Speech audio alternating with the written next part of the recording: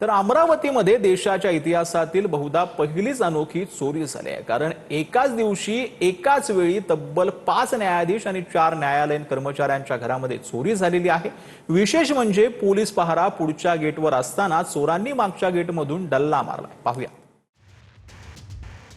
चोरी दरोड्यांच्या खटल्यांवरती निकाल देणाऱ्या न्यायाधीशांच्याच घरांवर चोरांनी डल्ला मारलाय।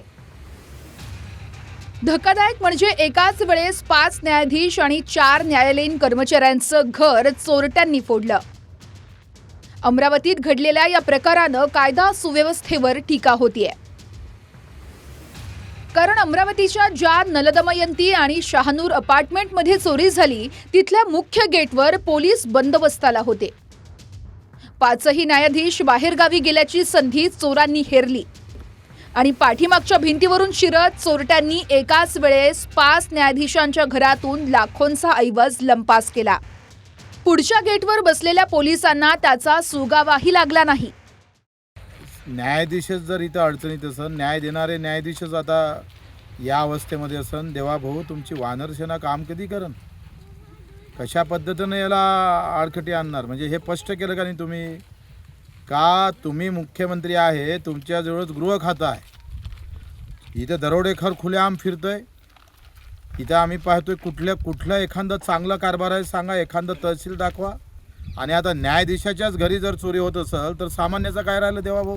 याच्यामध्ये मध्यरात्रीच्या सुमारास 2 ते 3च्या दरम्यान या भिंतीच्या मागच्या बाजूने जिकडून नाला आहे आणि जंगलासारखा काही हे आहे त्याच्यामधून चोरटे आले आणि त्यांनी या ठिकाणची माननीय न्यायाधीशांच्या घरामध्ये घरफोडी केलेली आहे। पुढील तपासाची कारवाई सुरू आहे। 2च दिवसांपूर्वी अमरावती शहरात एका सुवर्णकाराला लुटल्याची घटना घडली। त्यावरून पोलिसांच्या कारभारावर टीका थांबलेली नसताना आता चोरट्यांनी न्यायाधीशांचीच घरं फोडली आहेत। या साऱ्या घटनांवरती भाजपच्या नवनीत राणा आणि अनिल बोंडेंची प्रतिक्रिया अद्याप मिळू शकलेली नाहीये। मात्र हिंदू खतरे में है असं म्हणणाऱ्यांच्या डोळ्या देखत न्यायाधीश खतरे में आले असा टोला बच्चू कडूंनी लगावलाय। या राज्यामध्ये हिंदू तर खतऱ्यात आला, पण आता न्यायाधीशही खतऱ्यात आले। बटेंगे तो कटेंगे म्हणणाऱ्या राज्यानं सरकारच्या याच्यामध्ये आता न्यायाधीशच कापल्या जातं की काय अशी अवस्था आहे। तसंही हे सरकार शेतकऱ्याच्या घरावर दरोडे टाकतंच। आत्ता अमेरिकेतला कापूस, तिथलं सोयाबीन, तिथला मका आयात करतोय तुम्ही आणि हा दरोडाच आहे। स्वप्नील उमप, TV9 मराठी, अमरावती।